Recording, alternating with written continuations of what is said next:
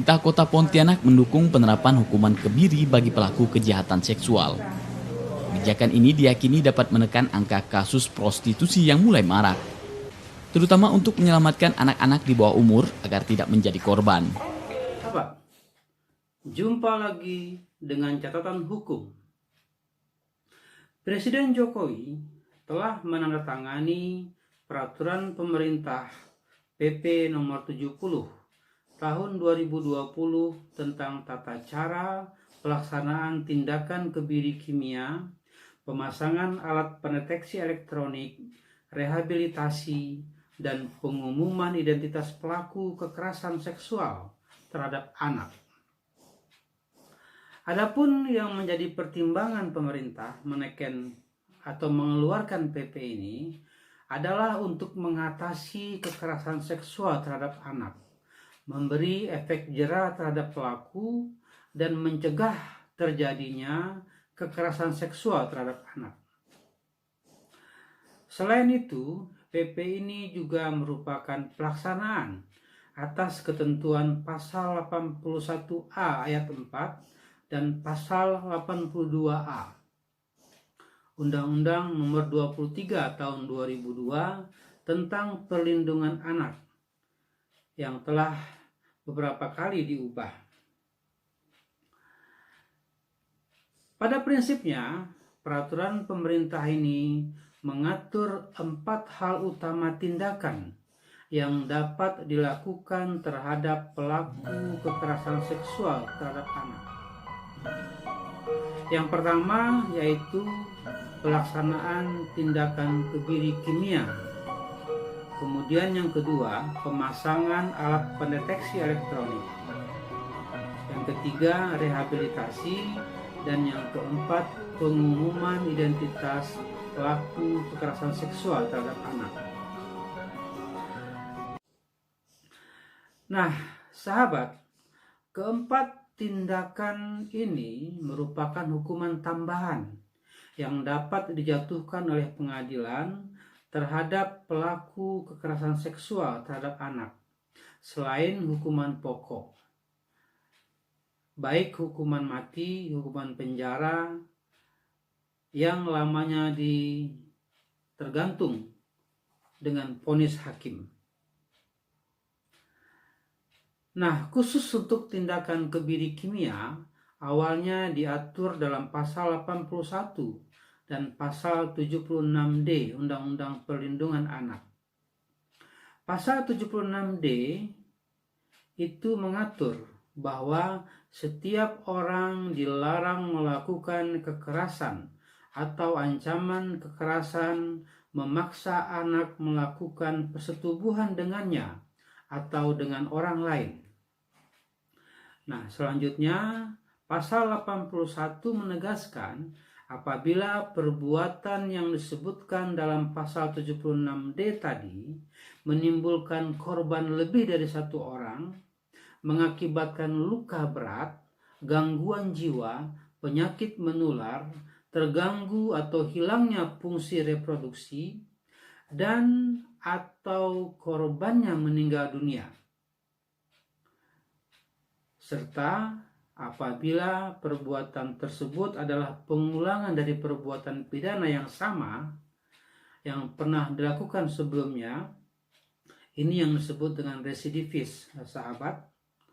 Maka untuk pelaku yang demikian itu dapat diancam dengan beberapa jenis hukuman pokok pidana. Yang pertama itu adalah hukuman mati. Kemudian hukuman pidana seumur hidup. Lalu hukuman pidana penjara paling singkat 10 tahun dan paling lama 20 tahun. Nah, kemudian terhadap pidana pokok tersebut masih ada hukuman tambahan, yaitu berupa kebiri kimia dan pemasangan alat pendeteksi elektronik. Nah, lalu apa yang disebut dengan tindakan kebiri kimia tersebut? Dalam penjelasan umum peraturan pemerintah tadi disebutkan bahwa tindakan kebiri kimia adalah pemberian zat kimia melalui penyuntikan atau metode lain untuk menekan hasrat seksual yang berlebih dari si pelaku kekerasan terhadap anak, kekerasan seksual terhadap anak. Nah, lalu bagaimana teknis pelaksanaan dari hukuman tambahan berupa tindakan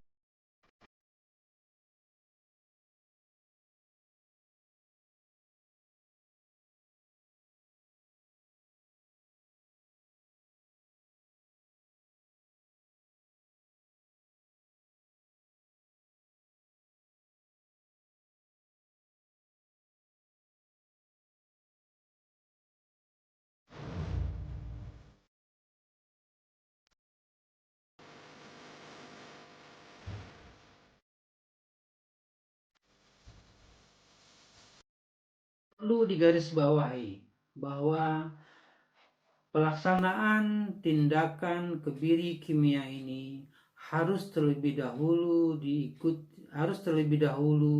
dilakukan dengan penilaian klinis terhadap si pelaku yang akan dikenai tindakan ini. Penilaian klinis dilakukan oleh tim ahli yang profesional di bidangnya. Apabila memang disimpulkan bahwa si pelaku layak secara klinis untuk dikenakan tindakan kebiri kimia, barulah tindakan kebiri kimia ini dapat dilaksanakan. Apabila ternyata menurut tim pelaku tidak layak dikenakan tindakan kebiri kimia, maka pelaksanaannya ditunda terlebih dahulu sampai dinyatakan si pelaku layak secara klinis. Nah, sahabat hukum yang baik, itulah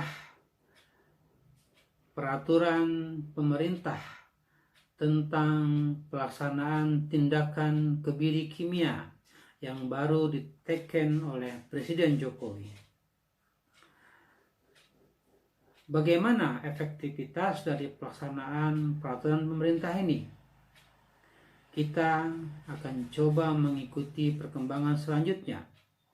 Walaupun saat ini sudah ada beberapa terpidana yang sudah menjalani hukuman penjara dan juga dijatuhi tambahan hukuman kebiri kimia ini, masih menunggu teknis pelaksanaan atau kepastian dari instansi yang terkait.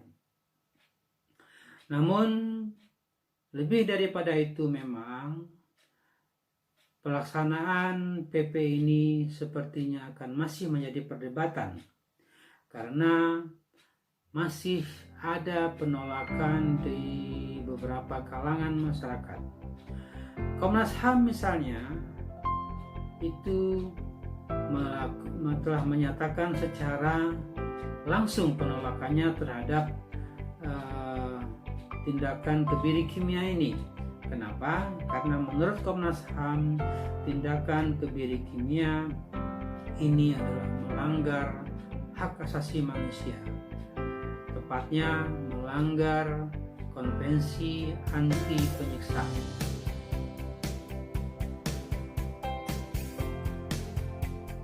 Bagaimanakah kelanjutannya? Mari kita ikuti edisi berikutnya dari catatan hukum ini. Terima kasih atas perhatian sahabat hukum yang semua. Dan jumpa lagi pada edisi berikutnya. Salam.